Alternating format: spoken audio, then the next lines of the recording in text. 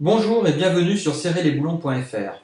Aujourd'hui nous allons voir comment remplacer le couvercle d'une pompe d'injection diesel de marque Lucas.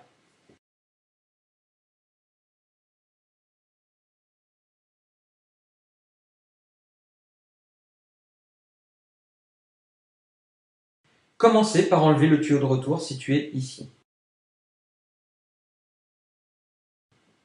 Avec une clé de 17, dévissez cet écrou en faisant attention aux joints qui se trouvent en dessous.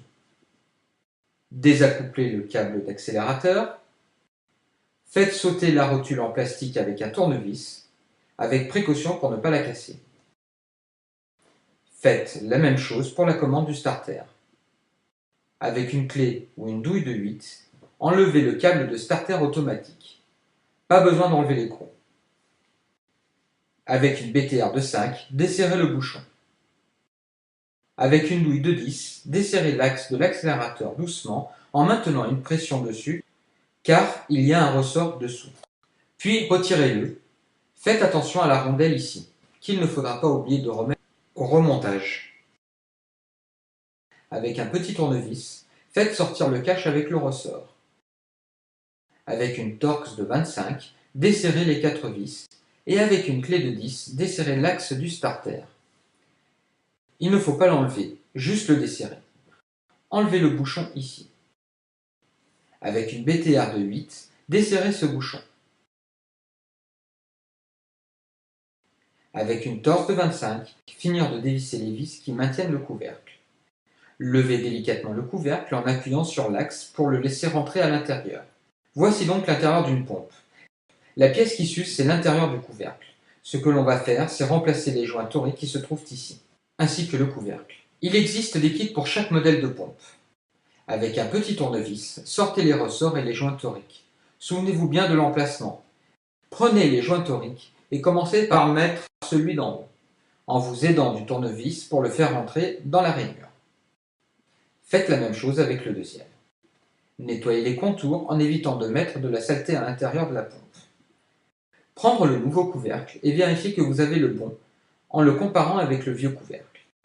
Desserrez la vis de 10, enlevez la rondelle, enlevez le ressort au complet, enlevez l'axe en le faisant bouger de droite à gauche, enlevez les vieux joints avec un cutter et remettre les nouveaux joints avec un petit tournevis. Ensuite, le remettre en passant par l'intérieur du couvercle et le faire tourner 2-3 fois. Prendre cette pièce qui permet de centrer le ressort et prendre cette pièce et la rondelle comme ceci. Puis, prenez celle-ci et insérez-la en faisant attention au ressort qui doit se mettre ici. Maintenir le ressort tendu avec l'index. Maintenir une pression, puis prenez la rondelle et vissez l'écrou. Et resserrez avec une clé de 10 en maintenant la vis au-dessous. Contrôlez le fonctionnement, tenez-la comme illustré et lorsque vous actionnez la manette, rien ne doit bouger. Si c'est le cas, c'est que vous avez coincé la patte. Faites sauter le plomb. Enlevez le plastique en le repoussant et avec une clé de 8, desserrez le contre-écrou. Prenez une règle et mesurez la distance de l'axe. Ici, la distance est d'environ 2,5 cm. Desserrez l'axe et faites attention à récupérer aussi la rondelle. Revissez-la dans le nouveau couvercle en contrôlant bien la distance par rapport à l'axe. Tirez un peu le plastique vers l'extérieur, puis serrez le contre-écrou et repoussez le plastique. Remontez le couvercle, placez le joint torique dans son emplacement en le faisant glisser dans la rainure.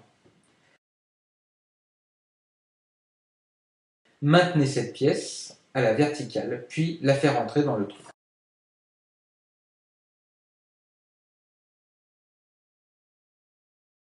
Avec une pince, prenez l'axe sur les côtés où il y a le chanfrein. Levez-le en faisant bouger de droite à gauche. Une fois l'axe rentré, remettez les Torx à la main, puis serrez. Au montage, vérifiez bien que la commande soit coincée dans une sorte de pièce en U. Puis, serrez-les avec le cliquet modérément. Remettre le ressort dans ce petit trou au-dessus, prendre ce câble et faites-le passer par ces deux trous puis mettre l'arrêt du câble. Il faut que le moteur soit froid pour pouvoir régler le starter. Tenez le bout du câble avec la pince et avec la clé de 8, poussez le câble jusqu'à la butée, puis serrez modérément.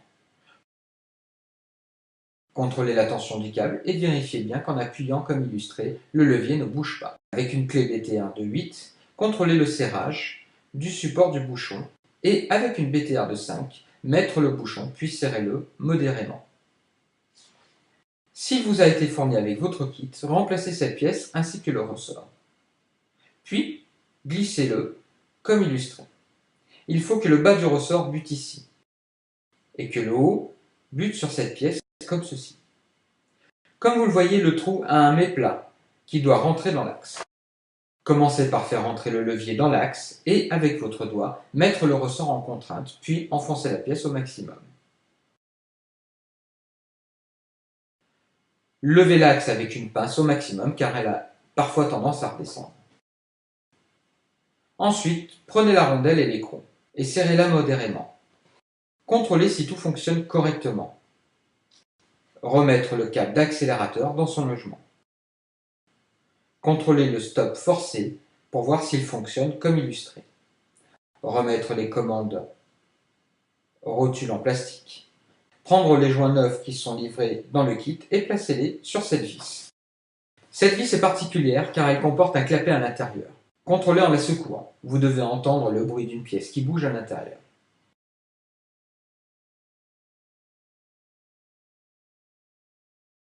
Remettre les joints comme indiqué. Serrez à la main, puis finissez de serrer modérément avec une clé de 17. Rebranchez le tuyau de retour. Mettre le moteur en route. Contrôlez qu'il n'y ait pas de fuite, puis testez l'accélérateur ainsi que la fonction stop forcé. En l'activant, le moteur doit s'arrêter. Voilà, merci et à bientôt sur serrerlesboulons.fr.